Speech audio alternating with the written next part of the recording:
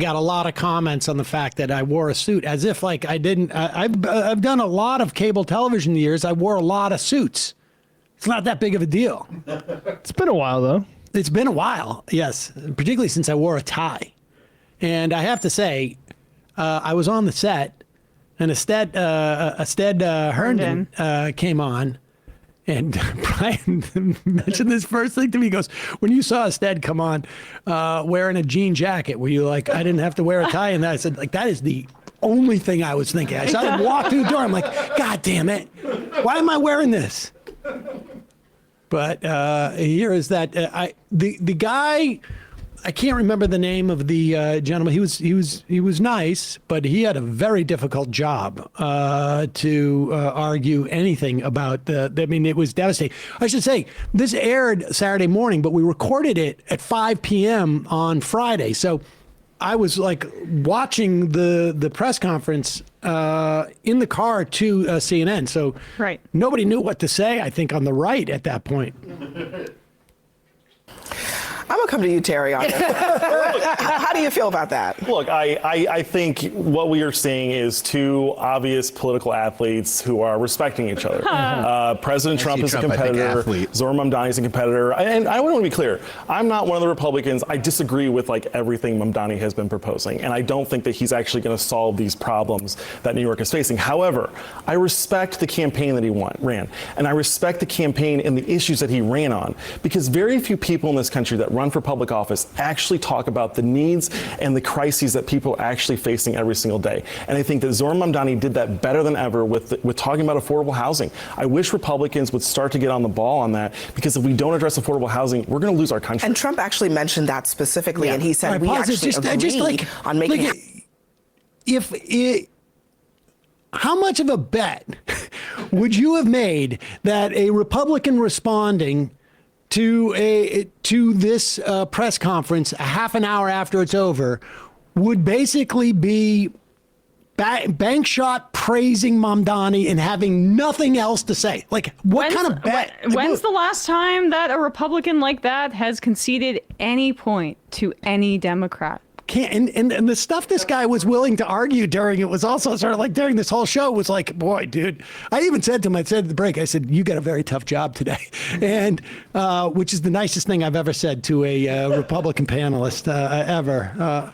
But let's continue, because this is the other point, is that we have been told over and over again by the likes of Chuck Schumer, who still to this day has not acknowledged that Mamdani won. The mayor of his own city. And Jeffries, who held out to the very last moment to endorse Mamdani. They lost on Friday. Do you understand? They lost too. They look like idiots because they've never been able to do what Mamdani was able to do. And they've lost all of their scare tactics about Mamdani. Mentioned that specifically, and he said we actually agree on making housing more affordable. He said Mamdani wants to increase the supply of housing, and so do I. And that's I mean, honestly, I am not surprised that this happened today. I think that this makes a lot of sense, because I think that they actually are sort of two sides of the same coin politically. Yeah, they're movement politicians. They're both people who kind of base their politics and kind of go forward to where. I don't buy this. They're on the same side of things. Okay.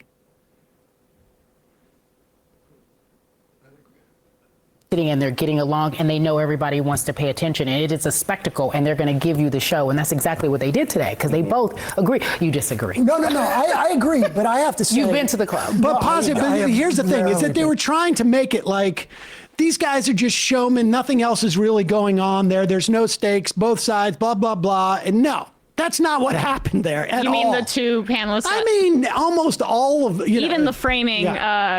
Too. Go ahead. Into the club. but I have to say that I thought what Mamdani was able to do today was masterful.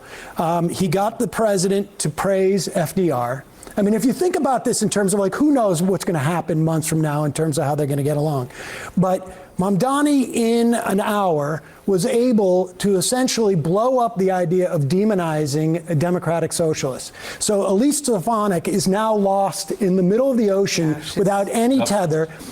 Even people like, Chuck Schumer, even people within the Democratic establishment, even Hakeem Jeffries, who was afraid of Mamdani, that he was going to ruin congressional elections around the country because they were going to run against Mamdani. They can no longer do that. So let me play one more bit from their exchange. This is... Yeah, you were on the money. And it is interesting that they were trying to make it just this whole, like, they're both movement politicians thing.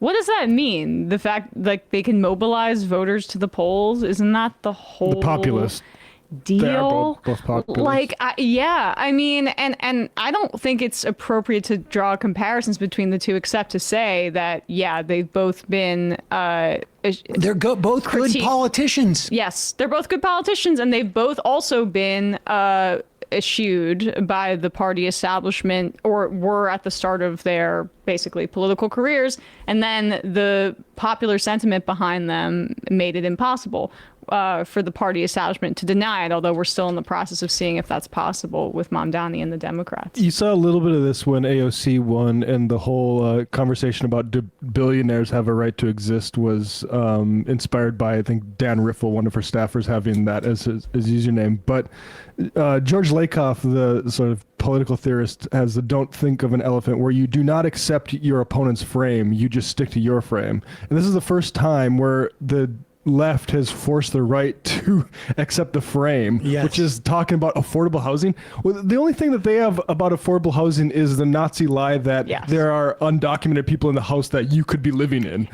That's when that guy... And the only reason why they brought that up was in the wake of Mamdani winning. Yeah. That was what that guy was trying to allude to at the beginning, where he said that we have to take back our country. We need more housing. That's what they basically mean, is the ethnic cleansing of certain kinds of people in order to, in some way, free up housing. We know that living here in New York City, where there are high vacancy rates at these very, very swanky apartments, that this is not in many parts of the country, there is a supply issue, but in many other ways, it's not a supply issue primarily. It is a corporate gouging and greed and over commodification problem. And deporting immigrants and denying refugee claims is not going to solve it a little bit. Well, it may help crash the economy. I mean, we're seeing the tariffs are potentially doing that, and we know that when we lose this kind of immigrant labor, that it has a deleterious effect on a lot of our industries.